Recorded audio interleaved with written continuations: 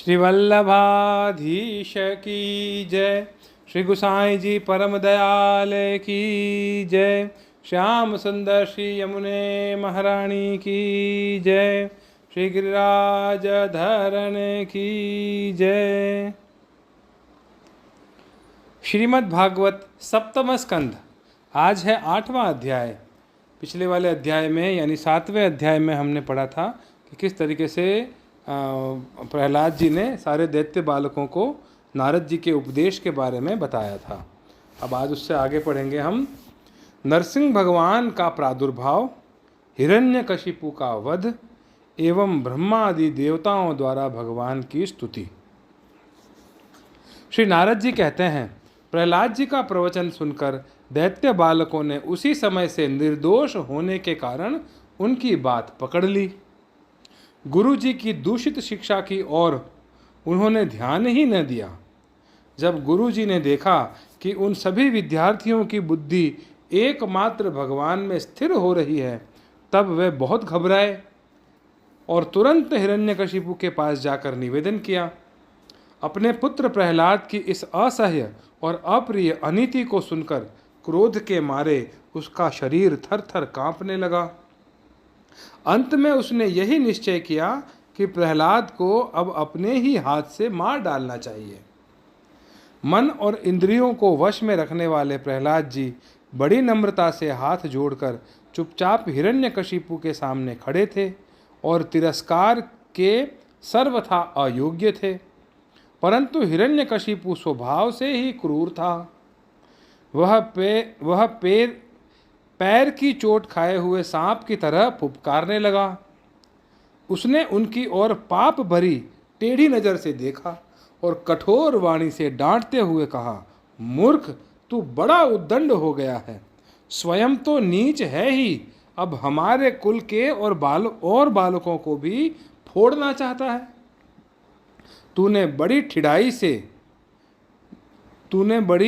ढिठाई से मेरी आज्ञा का उल्लंघन किया है।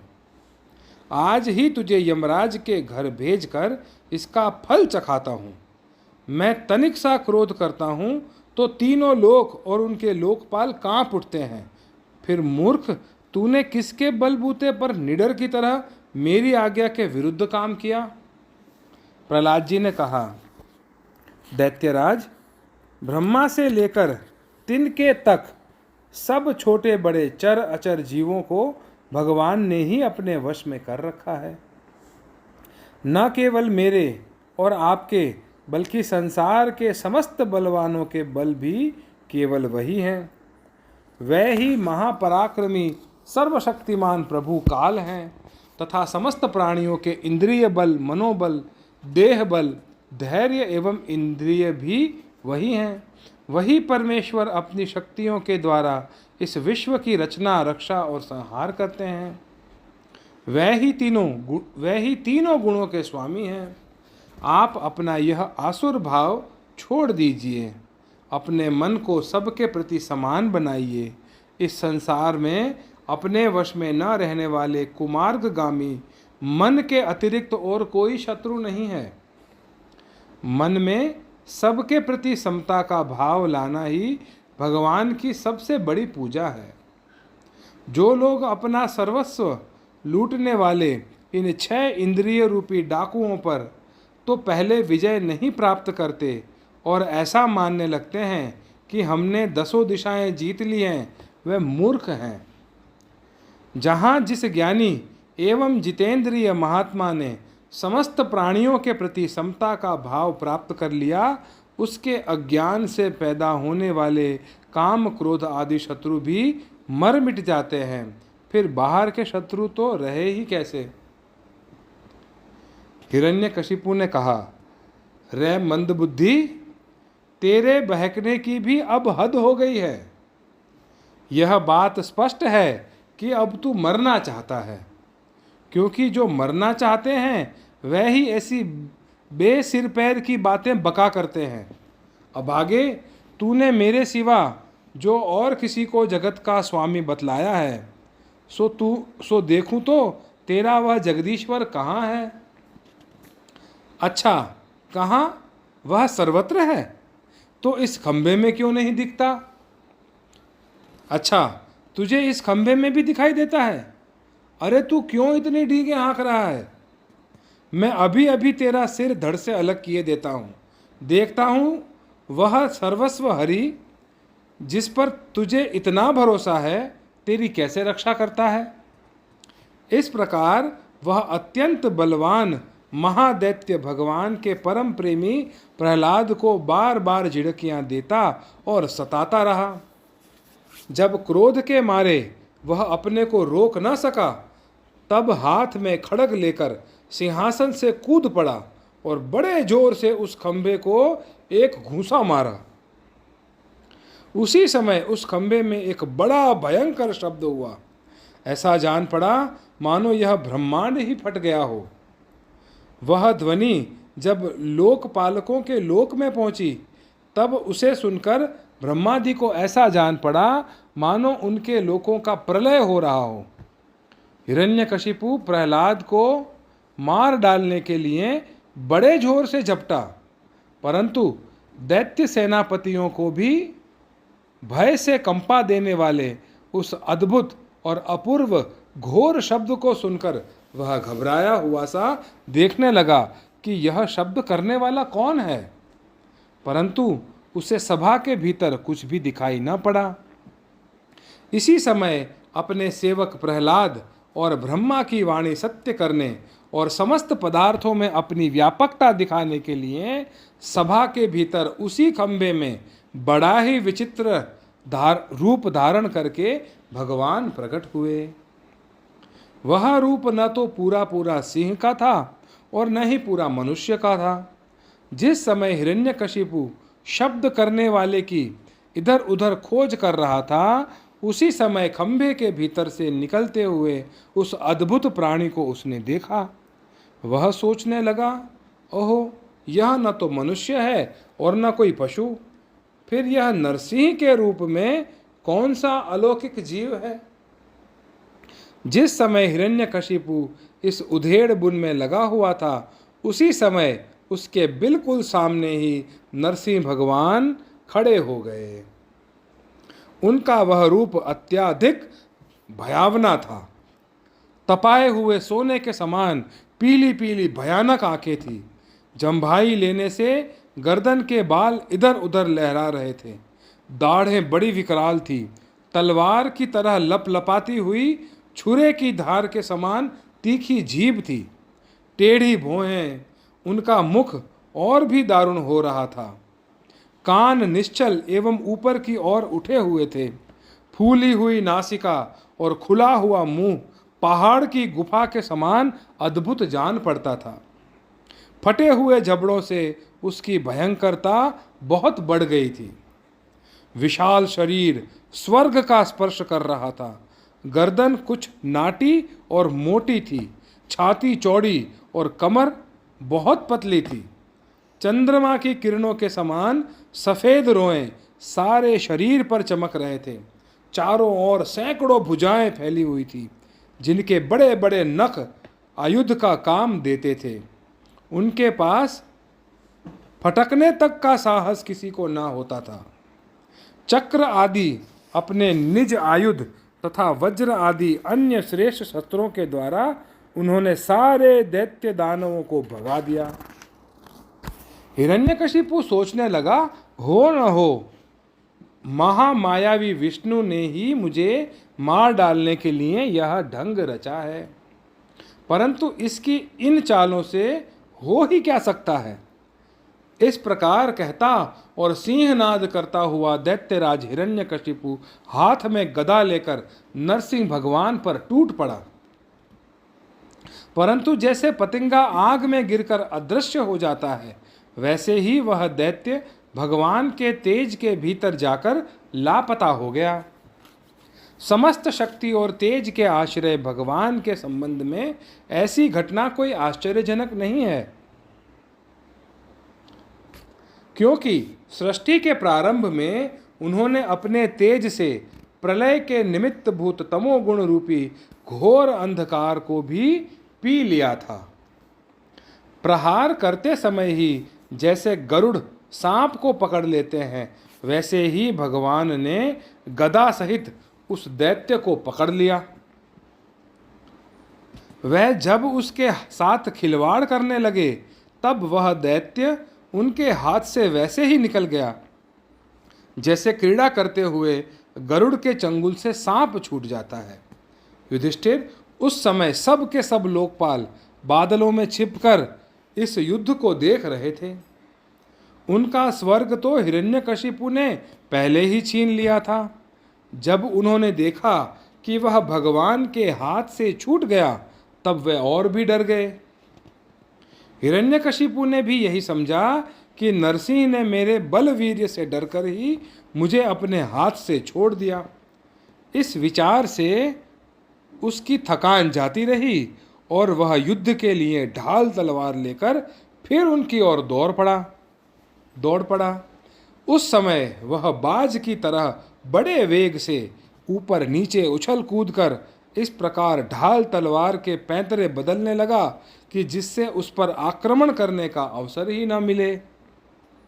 जब भगवान ने बड़े ऊंचे स्वर में प्रचंड और भयंकर अट्टहास किया, जिससे हिरण्यकशिपु की आंखें बंद हो गई, फिर बड़े वेग से झपटकर भगवान ने उसे वैसे ही पकड़ लिया जैसे सांप चूहे को पकड़ लेता है।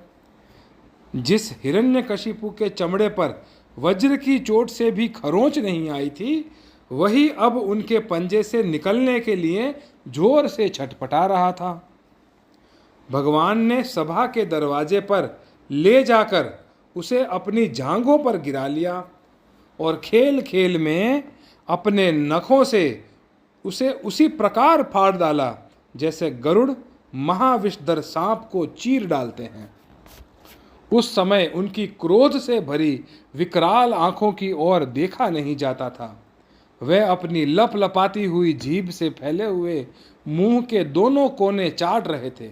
खून के छींटों से उनका मुंह और गर्दन के बाल लाल हो रहे थे। हाथी को मारकर गले में आंतों की माला पहने हुए मृगराज के समान उनकी शोभा हो रही थी। उन्होंने अपने तीखे नखों से हिरण्यकशिपु का कलेजा फाड़कर उसे जमीन पर पटक दिया। उस समय हजारों दैत्य दानव हाथों में शस्त्र लेकर भगवान पर प्रहार करने के लिए आए, पर भगवान ने अपनी भुजा रूपी सेना से, लातों से, नख रूपी शस्त्रों से चारों ओर खदेड़ खदेड़ कर उन्हें मार डाला। युधिष्ठिर उस समय भगवान नरसिंह के गर्दन के बालों की फटकार से बादल तितर बितर हो गए। उनके नेत्रों की ज्वाला से सूर्य आदि ग्रहों का तेज फीका पड़ गया। उनके श्वास के धक्के से समुद्र क्षुब्ध हो गए। उनके सिंहनाद से भयभीत होकर दिग्गज चिंगाड़ने लगे। उनके गर्दन के बालों से टकराकर देवताओं के विमान अस्त व्यस्त हो गए। स्वर्ग डगमगा गया। उनके पैरों की धमक से भूकंप आ गया। वेग से पर्वत उड़ने लगे और उनके तेज की चकाचौंध से आकाश तथा दिशाओं का दिखना भी बंद हो गया। इस समय नरसिंह भगवान का सामना करने वाला कोई दिखाई न पड़ता था। फिर भी उनका क्रोध अभी भी बढ़ता ही जा रहा था। वह हिरण्यकशिपु की राजसभा में ऊंचे सिंहासन पर जाकर विराज गए। उस समय उनके अत्यंत तेजपूर्ण और क्रोध भरे भयंकर चेहरे को देखकर किसी का भी साहस नहीं हुआ कि उनके पास जाकर उनकी सेवा करे।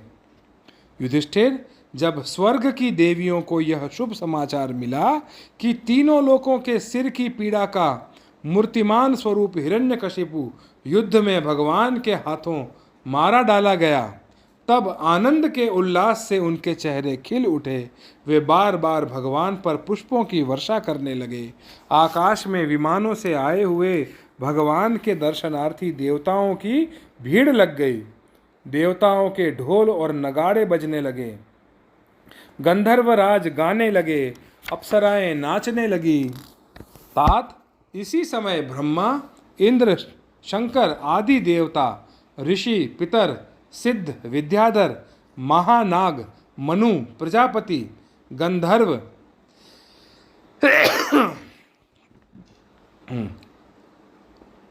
गंधर्व, अप्सराएं, चारण, यक्ष, किमपुरुष, बेताल, सिद्ध, किन्नर और सुनंद कुमुद आदि भगवान के सभी पार्षद उनके पास आ गए।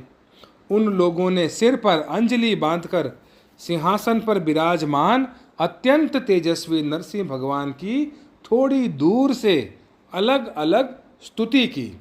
ब्रह्मा जी ने कहा, आप अनंत हैं प्रभु, आपकी शक्ति का कोई पार नहीं पा सकता। आपका पराक्रम विचित्र और कर्म पवित्र हैं। यद्यपि गुणों के द्वारा आप लीला से ही संपूर्ण विश्व की उत्पत्ति, पालन और प्रलय यथोचित ढंग से करते हैं, फिर भी आप उनसे कोई संबंध नहीं रखते, स्वयं निर्विकार रहते हैं। मैं आपको नमस्कार करता हूँ। श्री रुद्र ने कहा, आपके क्रोध करने का समय तो कल्प के अंत में होता है।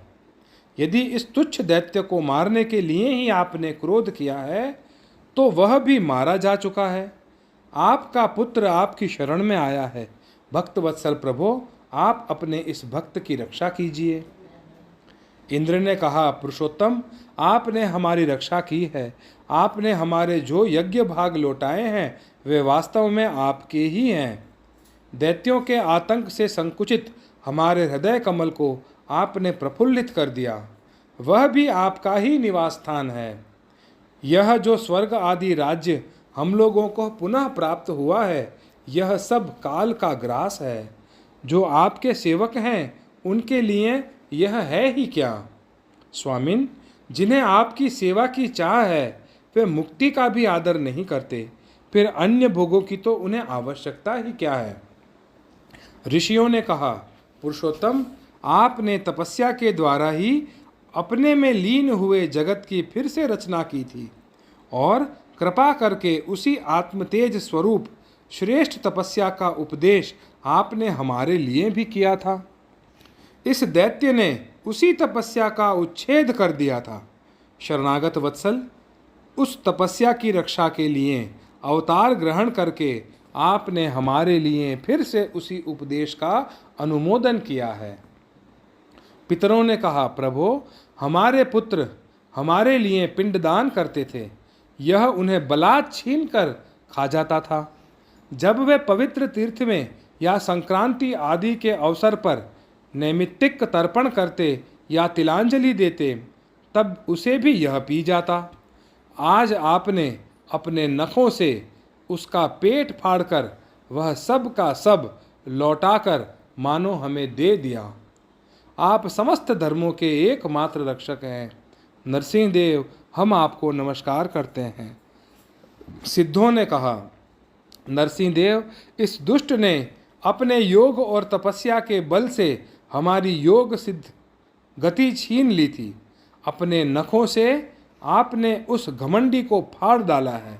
हम आपके चरणों में विनीत भाव से नमस्कार करते हैं। विद्याधरों ने कहा, यह मूर्ख हिरण्यकशिपु अपने बल और वीरता के घमंड में चूर था। यहाँ तक कि हम लोगों ने विविध धारणाओं से जो विद्या प्राप्त की थी उसे इसने व्यर्थ कर दिया था। आपने युद्ध में यज्ञ पशु की तरह इसको नष्ट कर दिया। अपनी लीला से नरसिंह बने हुए आपको हम नित्य निरंतर प्रणाम करते हैं। नागों ने कहा, इस पापी ने हमारी मणियों और हमारी श्रेष्ठ और सुंदर स्त्रियों को भी छीन लिया था। आज उसकी छाती फाड़कर आपने हमारी पत्नियों को बड़ा आनंद दिया है। प्रभो, हम आपको नमस्कार करते हैं। मनुओं ने कहा, देवाधिदेव, हम आपके आज्ञाकारी मनु हैं। इस दैत्य ने हम लोगों की धर्म मर्यादा भंग कर दी थी। आपने इस दुष्ट को मारकर बड़ा उपकार किया है। प्रभो, हम आपके सेवक हैं, आज्ञा कीजिए, हम आपकी क्या सेवा करें। प्रजापतियों ने कहा, परमेश्वर, आपने हमें प्रजापति बनाया था, परंतु इसके रोक देने से हम प्रजा की सृष्टि नहीं कर पाते थे। आपने इसकी छाती फाड़ डाली और यह जमीन पर सर्वदा के लिए सो गया। सत्वमय मूर्ति धारण करने वाले प्रभु, आपका यह अवतार संसार के कल्याण के लिए है। गंधर्वों ने कहा, प्रभु, हम आपके नाचने वाले, अभिनय करने वाले और संगीत सुनाने वाले सेवक हैं। इस दैत्य ने अपने बल, वीर्य और पराक्रम से हमें अपना गुलाम बना रखा था। उसे आपने इस दशा को पहुंचा दिया। सच है, कुमार्ग से चलने वाले का भी क्या कभी कल्याण हो सकता है? चारणों ने कहा, प्रभु, आपने सज्जनों के हृदय की पीड़ा पहुंचा सज्जनों के हृदय को पीड़ा पहुंचाने वाले इस दुष्ट को समाप्त कर दिया। इसलिए हम आपके उन चरण कमलों की शरण में हैं, जिनके प्राप्त होते ही जन्म मृत्यु रूप संसार चक्र से छुटकारा मिल जाता है। यक्षों ने कहा, भगवन, अपने श्रेष्ठ कर्मों के कारण हम लोग आपके सेवकों में प्रधान गिने जाते थे, परंतु हिरण्यकशिपु ने हमें अपनी पाल की ढोने वाला कहार बना लिया। प्रकृति के नियामक परमात्मा इसके कारण होने वाले अपने निज जनों के कष्ट जानकर ही आपने इसे मार डाला है। किम पुरुषों ने कहा, हम लोग अत्यंत तुच्छ किम पुरुष हैं और आप सर्वशक्तिमान महापुरुष हैं। जब सत्पुरुषों ने इसका तिरस्कार किया, इसको धिक्कारा, तभी आज आपने इस कुपुरुष असुराधम को नष्ट कर दिया है। वैतालिकों ने कहा, भगवन, बड़ी बड़ी सभाओं और ज्ञान यज्ञों में आपके निर्मल यश का गान करके हम बड़ी प्रतिष्ठा पूजा प्राप्त करते थे। इस दुष्ट ने हमारी वह आजीविका ही नष्ट कर दी थी। बड़े सौभाग्य की बात है कि महारोग के समान इस दुष्ट को आपने जड़ मूल से नष्ट कर दिया। किन्नरों ने कहा, हम किन्नरगण आपके सेवक हैं। यह दैत्य हमसे बेगार में ही काम लेता था। भगवन, आपने कृपा करके आज इस पापी को नष्ट कर दिया। प्रभु, आप इसी प्रकार हमारा अभ्युदय करते रहें। भगवान के पार्षदों ने कहा, शरणागत वत्सल, संपूर्ण लोकों को शांति प्रदान करने वाला आपका यह अलौकिक नरसिंह रूप हमने आज ही देखा है। भगवन, यह दैत्य आपका वही आज्ञाकारी सेवक था जिसे सनकादि ने शाप दे दिया था। हम समझते हैं आपने कृपा करके इसके उद्धार के लिए ही इसका वध किया है। इति श्रीमद्भागवते महापुराणे पारमहंस्यां संहितायां सप्तमस्कन्धे प्रह्लादानुचरिते दैत्यराजवधे नरसिंहस्तवो नामाष्टमोऽध्यायः।